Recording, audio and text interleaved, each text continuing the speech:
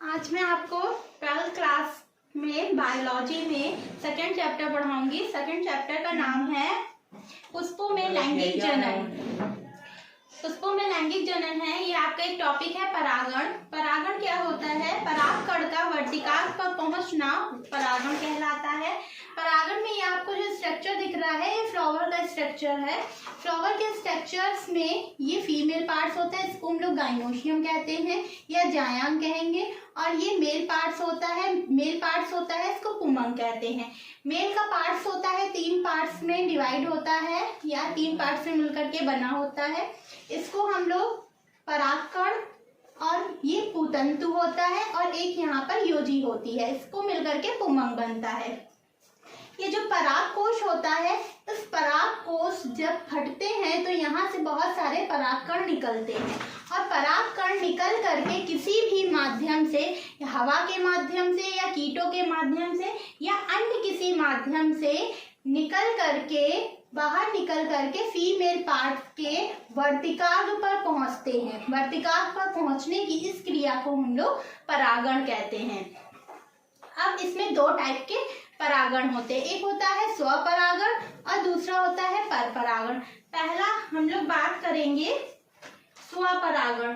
स्वपरागण जो होता है कनकौवा या पीली कंटेली होती है, उसमें हमें देखने को मिलता है। और परपरागण भी 4 प्रकार से होता है। वायु परागण भी होता है, जल परागण, जंतु परागण और कृत्रिम परागण।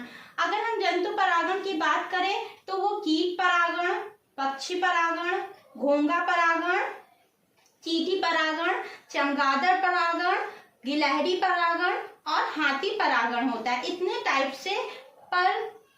प्रकार से परागण होते हैं। तो इसमें हम लोग आपको ये बताएंगे कि स्वपरागण और परपरागण होता क्या है। तो स्वपरागण में क्या होता है? सबसे पहले जब परागकण उसी पुष्प के वर्तिकाग्र पर पहुंचते हैं तो उसे स्वपरागण कहते हैं। ये कोई फ्लावर स्ट्रक्चर, एक प्लांट है, प्लांट में बहुत सारे फ्लावर लगे होते हैं, तो केवल एक फ्लावर की हम बात करते हैं, दूसरा फ्लावर नहीं देखेंगे। केवल एक प्लांट की में जो एक फ्लावर लगा है केवल उसकी बात करते हैं।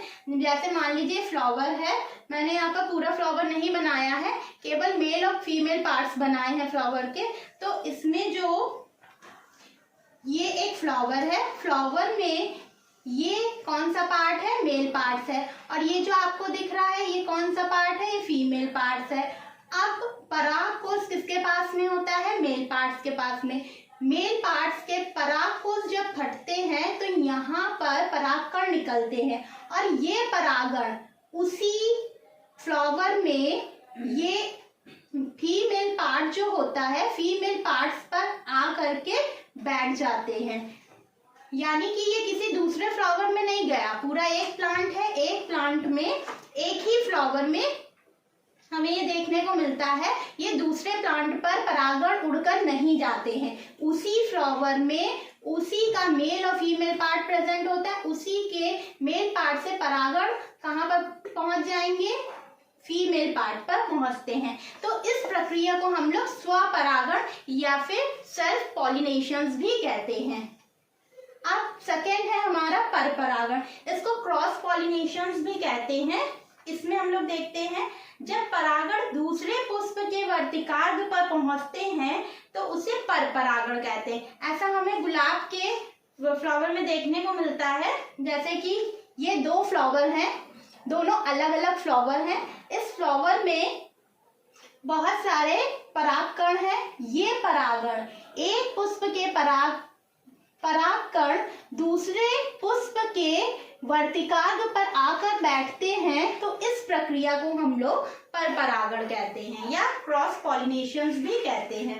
अब हम लोग इसकी प्रक्रिया देखेंगे कैसे चलती है। तो इसकी प्रक्रिया हम लोग कीटों में देखेंगे, कीटों द्वारा परागकण कैसे होता है। Pollinations by the insect. जब ये आपको फ्लावर है, फ्लावर का स्ट्रक्चर दिख रहा है, इस पर क्या होता है? बहुत सारे परागकण। परागकण कहाँ से निकलते हैं? परागकोश से। परागकोश फटती है और परागकण बाहर आ जाते हैं। जैसे ही परागकण बाहर आ जाते हैं तो कुछ यहाँ पर कीट होते हैं या फिर हवा के माध्यम से कोई भी पक्षी वगैरह उड़ते हैं या कीट होते हैं तो इन पर आकर के बैठते हैं, और जैसे ही इस पर आकर के बैठते हैं, इनके पराग कोश पर आकर बैठते हैं, तो पराग कोश में क्या होते हैं, परागकण इनके पैरों में चिपक जाते हैं, आकर के चिपक जाते हैं। फिर ये उड़ते हैं, उड़ करके दूसरे प्लांट्स के फ्लावर पर बैठते हैं। दूसरे प्लांट्स के किस फ्लावर पर पहुंचेंगे, जब ये जो हमारा फीमेल पार्ट है मैच्योर होता है, उस पर जाकर के ये बैठ जाएंगे, या फिर किसी भी फ्लावर पर आकर के बैठ जाएंगे। जैसे ही ये इस पर बैठते हैं, इसकी वर्तिकाग्र पर, तो कुछ चिपचिपा पदार्थ होता है जिसके माध्यम से ये इनके जो पैरों में, कीटों के पैरों में जो परागकण लग जाते हैं वो झड़ जाते हैं, और झड़ करके इस पर ये छूट जाते हैं और यहाँ पर गिर जाते हैं। और ये वर्तिकाग्र से, ये जो परागकण होते हैं, परागकण ये वर्तिकाग्र से होते हुए इस अंडाशय के अंदर चले जाते हैं। अंडाशय में जाने के बाद यहाँ पर पुष्प में निषेचन होगा।